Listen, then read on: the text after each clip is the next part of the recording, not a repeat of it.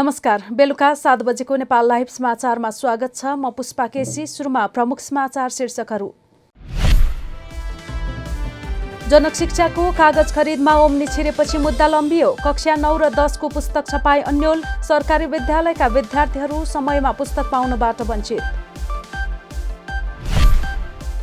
थप 22 कोरोना संक्रमितको मृत्यु। 1148 पुगे मृतक। काठमाडौँ उपत्यकामा 1420 सहित 2736 जनामा संक्रमण। 1,79,760 पुगे संक्रमित। अदालतलाई विजय प्रकाश मिश्रको जवाफ। आइफोन 8 प्लसमा रेकर्ड गरेको हुँ। मन्त्री परिषदबाट पटक पटक निर्णय गराई नीतिगत भ्रष्टाचारको आधार तयार गरिएको तर्क। जारी सैन्य द्वन्द्व अन्त्य गर्न रुस, अजरबैजान र अर्मेनिया बीच शान्ति सम्झौतामा हस्ताक्षर। युद्धका क्रममा नियन्त्रणमा लिएको नागोर्नो काराबाख क्षेत्र अजरबैजानले प्राप्त गर्ने।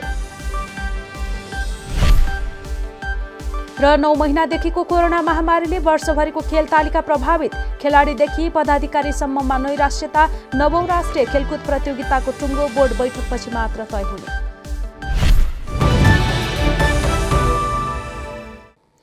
अब समाचार विस्तारमा। मेडिकल सामग्री खरिदमा बदमाशी गरेर बदनाम भएको ओबिसिआई अर्थात् ओम्नी कम्पनी जनक शिक्षा सामग्री केन्द्रको पुस्तक छपाईका लागि कागज खरिदको टेन्डरमा छिरेपछि यो वर्ष किताब छाप्ने विषयमा अन्यल भएको छ।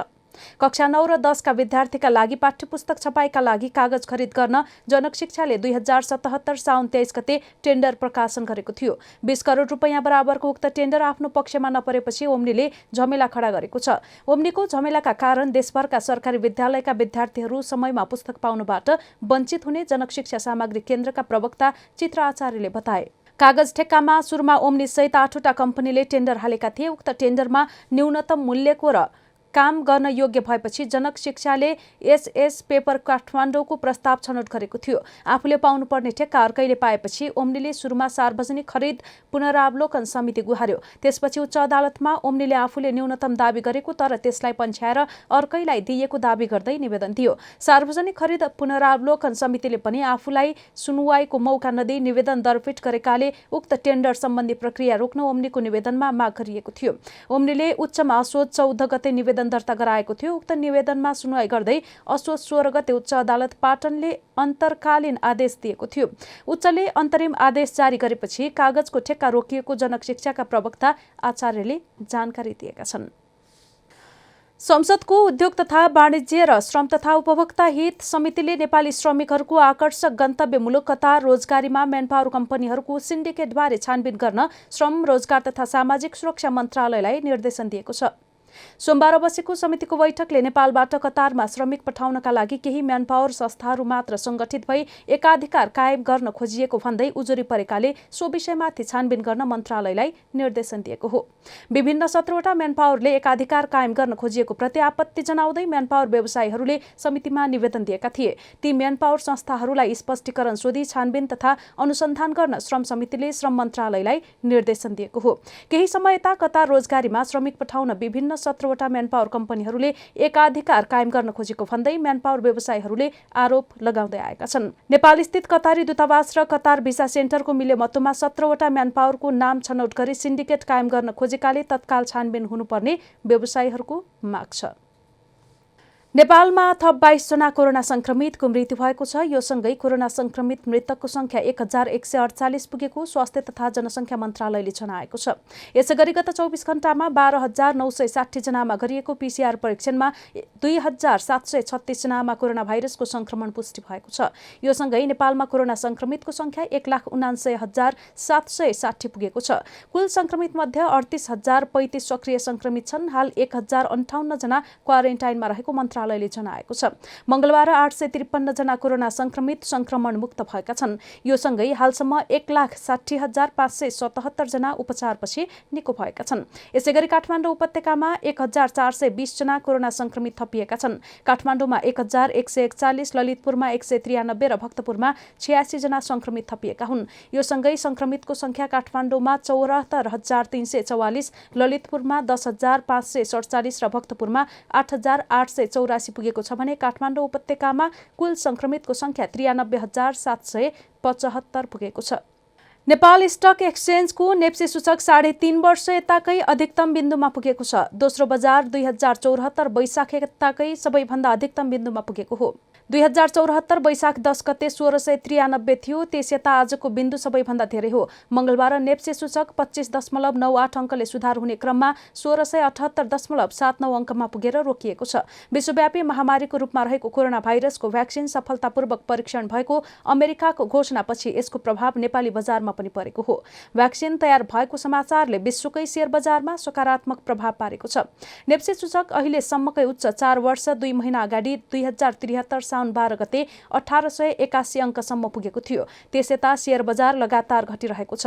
2075 फागुन 12 गते सबैभन्दा तल्लो बिन्दु 1102.32 अङ्कसम्म झर्यो। नेपालको शेयर बजारमा 4 वर्षको चक्र रहने र पछिल्लो समय नेपालको शेयर बजार बुलिश ट्रेन्डमा अगाडि बढिरहेको विश्लेषणले गर्दा कोभिड महामारीकै बीचमा पनि सुधार भइरहेको छ।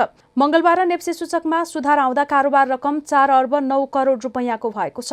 जम्मा 196 वटा कम्पनीको कारोबार हुँदा 102 वटाको मूल्य बढेको छ भने 50 वटाको मूल्यमा गिरावट आएको छ।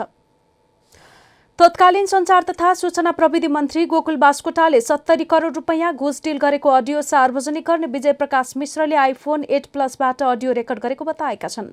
तत्कालीन मन्त्री बास्कोटाले आफूसँग भएको फोन संवादमा 70 करोड घुस डिल गरेको विषय आइफोन 8 प्लसमा रेकर्ड गरेको कुरा उनले काठमाडौँ जिल्ला अदालतमा उपलब्ध गराएको प्रमाणमा उल्लेख छ।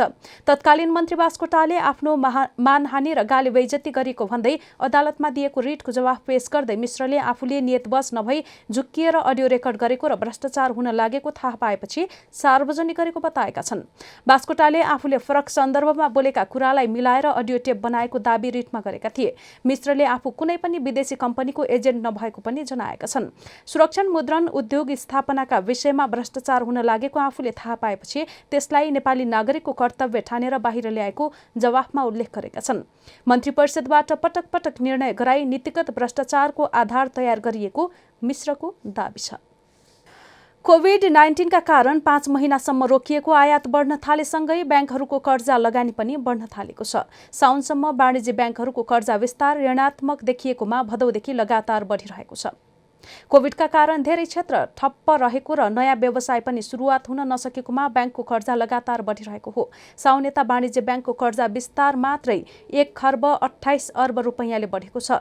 लकडाउन तथा निषेधाज्ञा खुकुलो हुन थालेसँगै व्यापारीहरूले विदेशबाट सामान आयात गर्न थालेकाले कर्जा बढेको सिटिजन्स ब्याङ्कका नायब प्रमुख कार्यकारी अधिकृत बोधराज देवकोटा बताउँछन्। गत चैतमा वाणिज्य ब्याङ्कहरूको कर्जा लगानी 28 खर्ब 45 अर्ब रुपैयाँ थियो, जुन 3 महिनामा 28 खर्ब 16 अर्ब रुपैयाँमा खुम्चिएको थियो। गत चैतमा अघिल्लो वर्षको तुलनामा 7.45% आयात घटेको थियो। लकडाउनको समयमा व्यापारीहरूले सामान आयात गर्न नपाउँदा उनीहरूले लिने कर्जा पनि घटेको देवकोटाको विश्लेषण छ। भन्सार विभागको तथ्याङ्क हेर्ने हो भने साउनको तुलनामा असोजमा 3 गुणाले आयात बढेको छ। पछिल्लो समय उद्योग भन्दा पनि व्यापारका लागि बढी कर्जा गएको कुमारी ब्याङ्कका प्रमुख कार्यकारी अधिकृत सुरेन्द्र भण्डारी बताउँछन्। उनका अनुसार लकडाउन बिस्तारै खुलेसँगै साना कर्जा अत्याधिक गइरहेको छ। अर्कोतर्फ दोस्रो बजारमा लगातार सुधार हुन थालेसँगै केही समयदेखि शेयर कर्जा राम्रो गइरहेको भण्डारी बताउँछन्। नेपाल राष्ट्र ब्याङ्कले कोभिडका कारण प्रभावित ऋणीको धितो लिलामी नगर्न र उनीहरूका लागि वैकल्पिक उपाय अपनाउन निर्देशन दिँदै आएको छ। यसका लागि राष्ट्र ब्याङ्कले पुनर्कर्जाको व्यवस्था गर्नुका साथै किस्ता र ब्याज तिर्न नसक्ने ऋणीको पुनर्तालिकीकरण जस्ता उपाय अपनाउने नीतिगत व्यवस्था गरेको छ। हामी नेपाल लाइभ समाचारमा छौं। अब अन्तर्राष्ट्रिय समाचार। केही समयदेखि चर्किरहेको विवादित नागोर्नो काराबाख क्षेत्रमा जारी सैन्य द्वन्द्व अन्त्य गर्न 3 देशले शान्ति सम्झौतामा हस्ताक्षर गरेका छन्। अर्मेनिया, अजरबैजान र रुसले यस्तो सम्झौता गरेका हुन्। शान्ति सम्झौता स्थानीय समय अनुसार मंगलबार 1 बजेबाट लागू हुने बीबीसीले जनाएको छ। अजरबैजान र अर्मेनिया बीच 6 सातादेखि चलेको युद्धपछि युद्धविरामको सहमति भएको हो। विवादित नागोर्नो काराबाख क्षेत्रलाई अन्तर्राष्ट्रिय रूपमा अजरबैजानको मानिन्छ, तर त्यो क्षेत्र सन् 1994 देखि अर्मेनियाको जातीय समूहको नियन्त्रणमा रहेको छ। पछिल्लो साता अजरबैजानका सुरक्षा फौजले उक्त क्षेत्रमा पर्ने सुसा सहर नियन्त्रणमा लिन सफल भएका थिए। त्यो सहरलाई अर्मेनियामा सुसी भनिन्छ। नयाँ सम्झौता अनुसार युद्धका क्रममा नागोर्नो काराबाख क्षेत्रमा आफ्नो नियन्त्रणमा लिन सफल स्थान अजरबैजानले प्राप्त गर्नेछ। त्यसबाहेक अन्य केही क्षेत्रबाट समेत आफू फिर्ता हुन आर्मेनियाले सहमति जनाएको छ। रुसी राष्ट्रपति भ्लादिमिर पुटिनले उक्त क्षेत्रमा रुसी शान्ति सेनाको उपस्थिति रहने जनाएका छन्। त्यसबाहेक सम्झौतामा युद्धबन्दी आदान प्रदान हुने र यातायात तथा आर्थिक सम्बन्ध पुनः स्थापित गरिने बताइएको छ।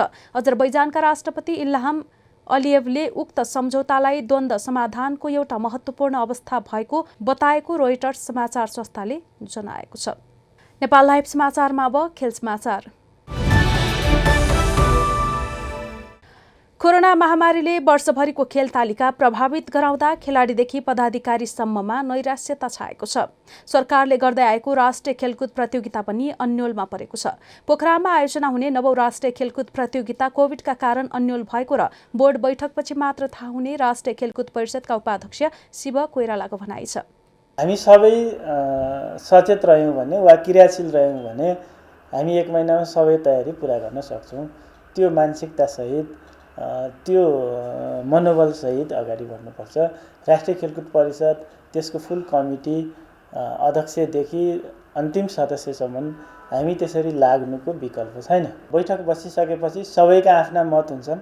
हामी पोखरामा वा चाहिँ गण्डकी प्रदेशमा गर्दैछौँ, त्यहाँको वातावरण अनुकूल कुन महिना कुन समय के फिट हुन्छ, जसले सामान्यतया मैले अघि भने हामी कोरोना सन्दर्भमा कोभिडका सन्दर्भमा सबै मान्यताहरूलाई लागू गर्न त सक्दैनौँ। अधिकांश के पोसिबल हुन्छ त्यसको जगमा टेक्दै अगाडि बढ्नलाई हामीलाई सामान्यतया हाम्रो बैठकको 2-3 महिनाको समय राखेर त्यसको मिति फाइनल गरेर जान सक्छौँ भन्ने मैले होप गरेको छु। यस्तै पोखरा प्रिमियर लिग पनि कोरोनाको चपेटामा पर्यो। साथै मोफसलमा हुने धेरै गोल्ड कपदेखि फुटबल डिभिजन लिगहरूमा कोरोनाको असर देखिएको छ। स्वास्थ्य मापदण्ड अपनाउँदै खेलमा फर्किने वातावरण बनाउन खेलाडीदेखि खेल सम्बद्ध पदाधिकारी लागि परेका छन्। तय भएका राष्ट्रिय तथा अन्तर्राष्ट्रिय खेल तालिका 9 महिनादेखि रोकिँदा त्यसको सबैभन्दा बढी मार खेलाडीहरूमा परेको छ। नेपाल लाइभ समाचार सकिएको छ। समाचारको अन्त्यमा प्रमुख समाचारका शीर्षकहरू फेरि एकपटक। जनक शिक्षाको कागज खरिदमा ओम्नी छिरेपछि मुद्दा लम्बियो। कक्षा 9 र 10 को पुस्तक छपाई अन्योल। सरकारी विद्यालयका विद्यार्थीहरू समयमा पुस्तक पाउनबाट वञ्चित। थप 22 कोरोना संक्रमितको मृत्यु। 1148 पुगे मृतक। काठमाडौँ उपत्यकामा 1420 सहित 2736 जनामा संक्रमण। 1,79,760 पुगे संक्रमित। अदालतलाई विजय प्रकाश मिश्रको जवाफ। आइफोन 8 प्लसमा रेकर्ड गरेको हुँ। मन्त्री परिषदबाट पटक पटक निर्णय गराई नीतिगत भ्रष्टाचारको आधार तयार गरिएको तर्क।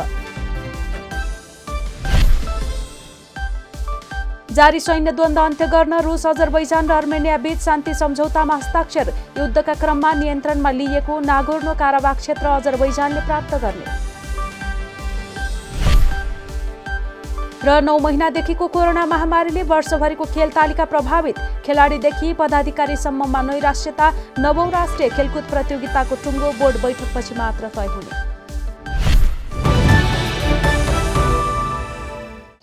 नेपाल लाइभ समाचार आज यति नै। यसपछि नेपाल लाइभमा सर्टकट खबर हेर्न सक्नुहुनेछ। यस्तै हाम्रा अन्य कार्यक्रम नेपाल लाइभको Facebook page, YouTube channel, Twitter र हाम्रो वेबसाइट नेपाललाइभ.com मा पढ्न र हेर्न सक्नुहुनेछ। नमस्कार।